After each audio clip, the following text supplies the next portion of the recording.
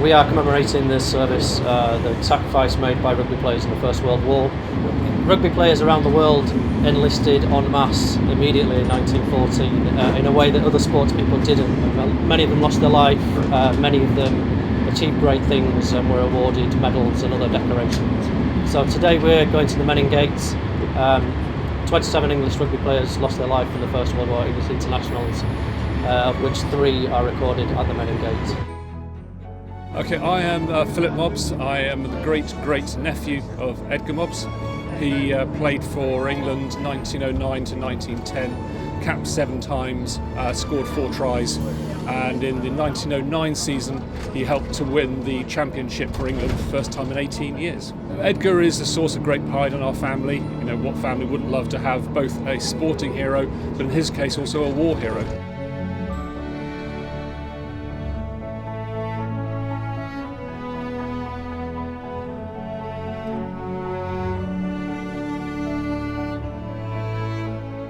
Well, I represent the Royal Navy on the RFU Council, and I've been a member of the RFU's Great War Commemorations Working Group for the past 4 years, and this is almost the pinnacle of our work over those past 4 years.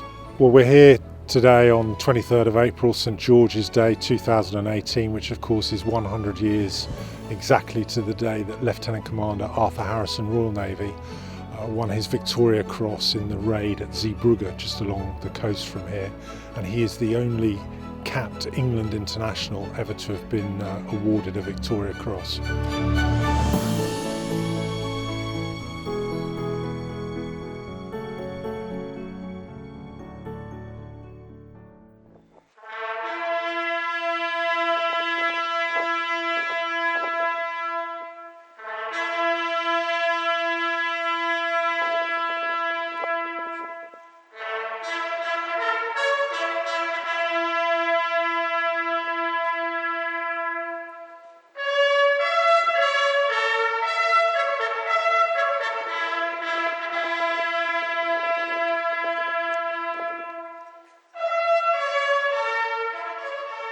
It's been a huge honour to come to the Menin Gate tonight with the RFU's Great War Commemorative Committee and numerous other delegates, and commemorate Arthur Harrison and all the other England internationals that died during the Great War. You know, it's such a special place to come. It really is an iconic venue, and to go through the ceremony, you know, it's been really special, and to come here with some of the family members and descendants of Edgar Mobbs and Maynards and the Slowcocks, you know, who are commemorated at other sites. It's been really special.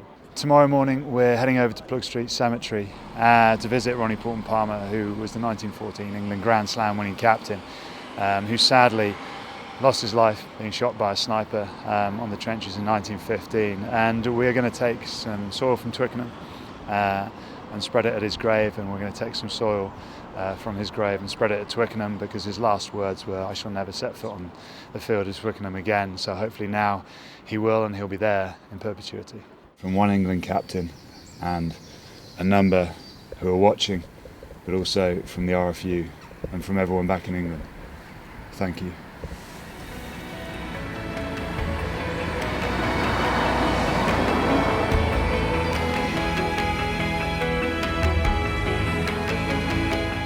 The Tynecott Cemetery is the largest Commonwealth war grave in Europe, with a huge, we're talking thousands of British and Commonwealth casualties that are interred there, but also that are listed there as missing, primarily from the Passchendaele campaign. Alfred was born in London, but he spent most of his early life in Durham School, where he started to excel at sports. While he was at Cambridge, he played for England.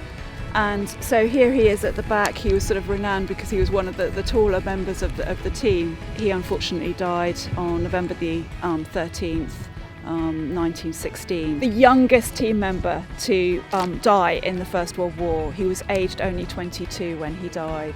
To be part of all this, to remember what happened so many years ago, but to know that actually what they did is not forgotten, that we still can remember, we can still be part of all of that, is really huge.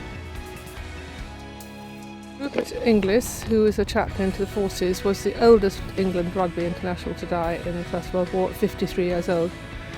He was killed on the Somme on 16th of September 1916. He was my grandfather. The way the rugby union treated the England internationals, the commemorations and the visits to these places has meant an awful lot. 27 international players to fall in the war is quite substantial.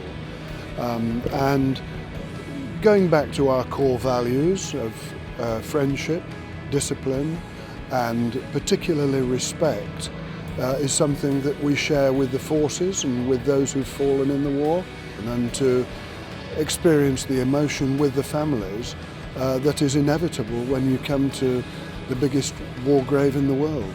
It is quite something that we need to commemorate. It's all about respect, as I've said.